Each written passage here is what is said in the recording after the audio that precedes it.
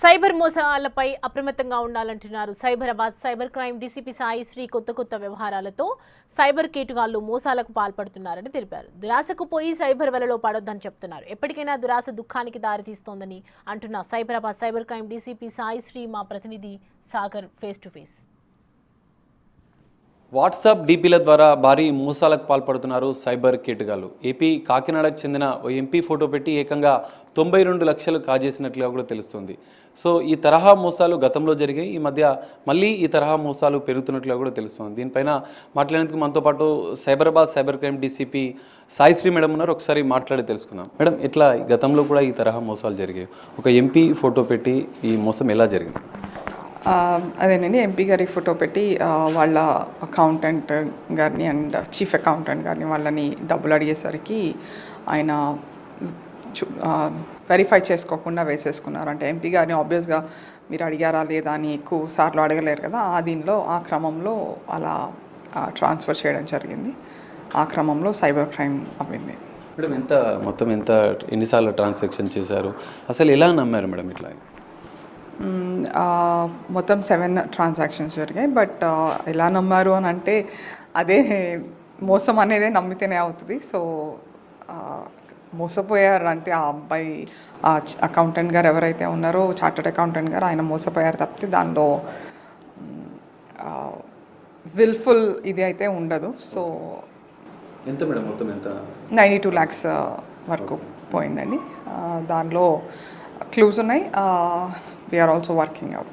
ప్రధానంగా అంటే ప్రజాప్రతినిధులు అంటే జనరల్గా వాళ్ళ దగ్గర ఎంతోమంది పనిచేస్తున్నారు. ప్రధానంగా ఆయన సంస్థ డీటెయిల్స్ ఇవ్వడము, ఆయన అకౌంటెంట్ డీటెయిల్స్ ఇవ్వడము, ఇవన్నీ జనరల్గా సైబర్ నేరగాళ్ళు ఎలా తెలుసుకుంటారు?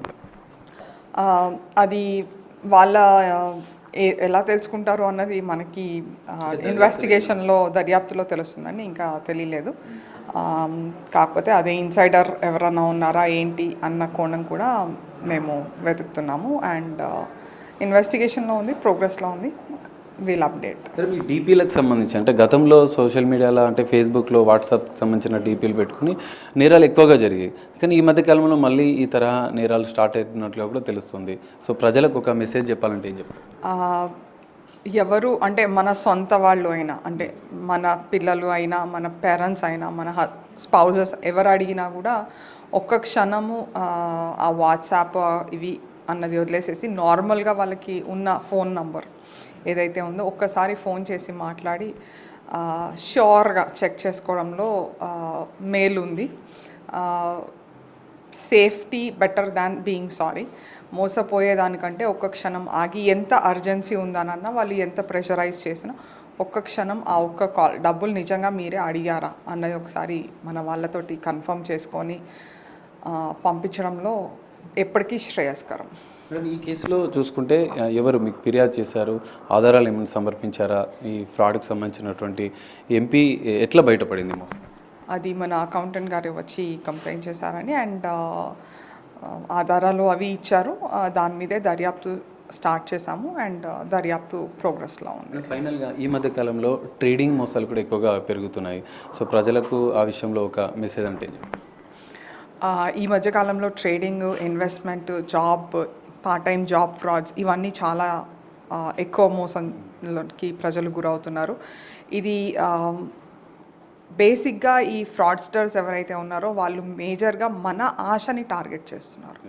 మన ఆశ, మన అవసరం పార్ట్ టైం జాబ్కి వచ్చేసరికి ఇప్పుడు జాబ్ మార్కెట్ అది అంత హోప్ఫుల్గా లేకపోయేసరికి ఆస్పిరెంట్స్ అందరూ ఎంతో కొంత పెడితే ఈరోజు కాదు కొన్ని రోజులకైనా మనకి జాబ్ వస్తుంది అన్న ఆశతోటి ఈ ట్రాప్లో పడుతున్నారు.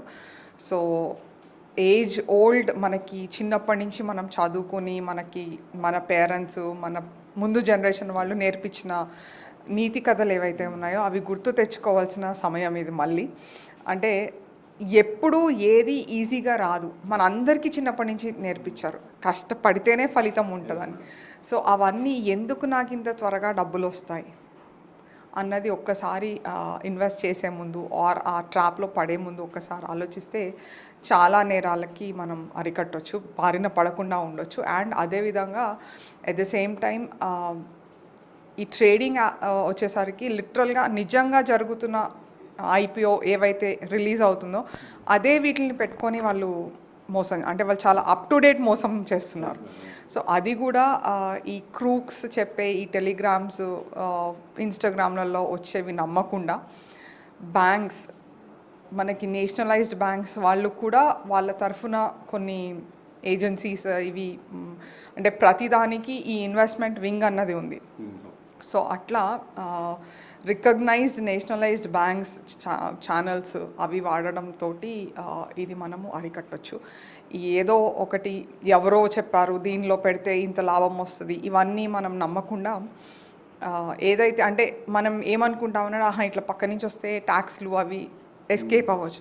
సో ఎప్పటికైనా దురాశ దుఃఖానికే చేట్ అవుతుంది. So we have to verify properly before doing anything. Thank you. ఇది వాట్సాప్ డీపీల వల్ల జరుగుతున్న మోసాల పట్ల అప్రమత్తంగా ఉండాలి. ఎంపీకి సంబంధించినటువంటి మోసం కేసులో ఇంకా దర్యాప్తు కొనసాగుతుంది. ఎలా మోసం జరిగింది, ఎవరెవరు ఇన్వాల్వ్మెంట్ ఉందనేది కూడా దర్యాప్తులో తేలుతుందని చెప్పి డీసీపీ చెప్తున్నారు. ఇదే సందర్భంలో ట్రేడింగ్ మోసాల పట్ల అత్యాశకు వెళ్లకుండా దురాశ దుఃఖానికి చేటు అన్న అంశాలను కూడా ప్రజలు గుర్తుంచుకోవాలి. కొంత అప్రమత్తంగా ఉండాలి సోషల్ మీడియాలో వస్తున్నటువంటి ట్రేడింగ్ ప్లాట్ఫామ్స్ వల్ల అని కూడా డీసీపీ సాయి శ్రీ మేడం చెప్తున్న పరిస్థితి. కెమెరామెన్ సంజుతో కలిసి సాగర్, బిగ్ టీవీ.